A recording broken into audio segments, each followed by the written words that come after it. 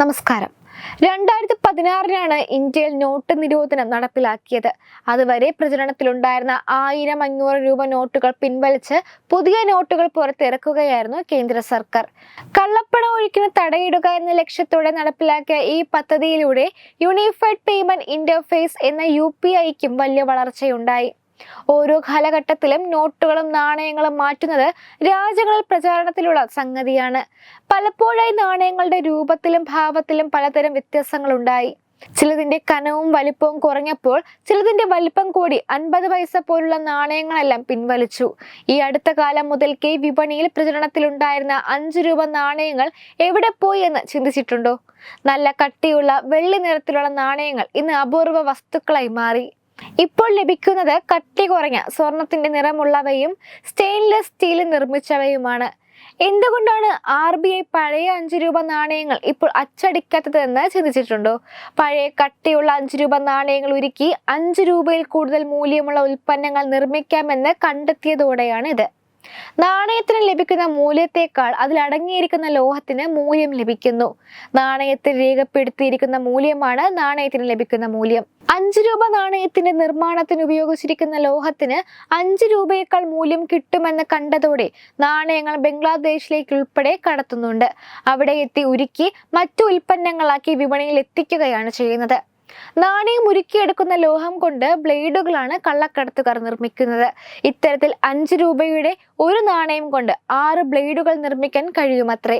ഒരു ബ്ലേഡിന് വിപണിയിൽ ലഭിക്കുന്നത് 2 രൂപയാണ്.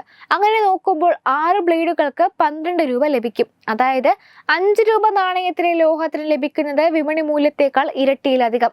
ഇത് മനസ്സിലാക്കിയതോടെയാണ് നാണയ നിർമ്മാണത്തിന് പുതിയ ലോഹസങ്കരം ഉപയോഗിച്ചു തുടങ്ങിയത്. മറ്റു നാണയങ്ങളുടെ വലിപ്പവും രൂപവും ഒക്കെ മാറിയതിനും ഇത് തന്നെയാണ് കാരണം. ഇപ്പോൾ 1 രൂപ ഉൾപ്പെടെയുള്ള നാണയങ്ങൾ നിർമ്മിക്കുന്നത് സ്റ്റെയിൻലെസ് സ്റ്റീലിലാണ്.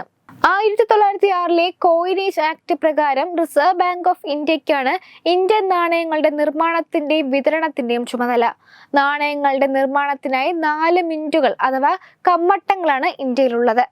കൊൽക്കത്ത, മുംബൈ, ഹൈദരാബാദ്, നോയിഡ എന്നിവയാണ് അവ. നമ്മുടെ കയ്യിലുള്ള നാണയങ്ങളിൽ ചില അടയാളങ്ങൾ നോക്കി അത് എവിടെയാണ് നിർമ്മിച്ചതെന്ന് വ്യക്തമായി അറിയാൻ കഴിയും. നാണയത്തിൽ അതിന്റെ മൂല്യവും നാണയം ഇറങ്ങിയ വർഷവും മാത്രമാണ് ഉള്ളതെങ്കിൽ അത് കൊൽക്കത്ത കമ്മട്ടത്തിൽ ഉണ്ടാക്കിയതാണ്. നാണയം നിർമ്മിച്ച വർഷത്തിന് താഴെ ഡയമണ്ട് ആകൃതിയിലുള്ള അടയാളം ഉണ്ടെങ്കിൽ അത് നിർമ്മിച്ചത് മുംബൈയിലാണ്. വർഷത്തിന് താഴെ B എന്ന മാർക്കിംഗും മുംബൈയുടെ അടയാളമാണ്. 1996 ശേഷമുള്ള നാണയമാണെങ്കിൽ M എന്നാകും മാർക്കിംഗ്. നാണയത്തിനുള്ളിലെ വർഷത്തിന് താഴെ സ്പ്ലിറ്റ് ഡയമണ്ട്, ഡയമണ്ടിനുള്ളിലെ ഡോട്ട് എന്നീ 2 മാർക്കിങ്ങുകൾ സൂചിപ്പിക്കുന്നത് ഹൈദരാബാദ് മിന്റിനെയാണ്. സ്റ്റാർ മാർക്കിംഗ് നാണയത്തിൽ കാണുന്നുണ്ടെങ്കിലും അത് ഹൈദരാബാദിന്റെ അടയാളമാണ്. തീയതിക്ക് താഴെ വൃത്താകൃതിയിലുള്ള ഡോട്ട് മാർക്കിംഗ് ആണ് നോയിഡ മിന്റിന്റെ അടയാളം. വിനിമയത്തിന്റെ ഭാഗമായി നോട്ടുകളേക്കാൾ മുൻപ് നിലവിൽ വന്നത് നാണയങ്ങളാണ്. പുരാതന കാലത്ത് സാധനങ്ങൾക്ക് പകരം സാധനങ്ങൾ കൈമാറ്റം ചെയ്യുന്ന ബാർട്ടർ സംവിധാനമായിരുന്നു നിലവിലുണ്ടായിരുന്നത്. പിന്നീട് ഈ രീതി മാറുകയും സാധനങ്ങൾക്ക് പകരം ലോഹ കഷ്ണങ്ങളോ തുകൽ കഷ്ണങ്ങളോ ഒക്കെ നൽകിയിരുന്നു. എളുപ്പത്തിൽ നശിച്ചു പോകില്ലാത്തതിനാൽ ലോഹത്തിന് കൂടുതൽ സ്വീകാര്യത കൈവരികയും അവ കൃത്യമായ മൂല്യമുള്ള നാണയങ്ങളായി രൂപം കൊള്ളുകയും ചെയ്തു. കൈകാര്യം ചെയ്യാനുള്ള എളുപ്പത്തിന് വേണ്ടി പിന്നീട് നോട്ടുകൾ രംഗത്തെത്തുകയായിരുന്നു. Web desk Tatwamayi news. Powered by Jyothis. Realising your dream home.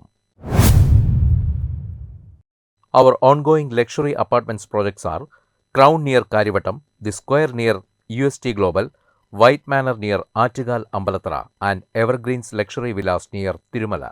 Call 90482 55599. Jyothis Building Promoters Private Limited, Thiruvananthapuram.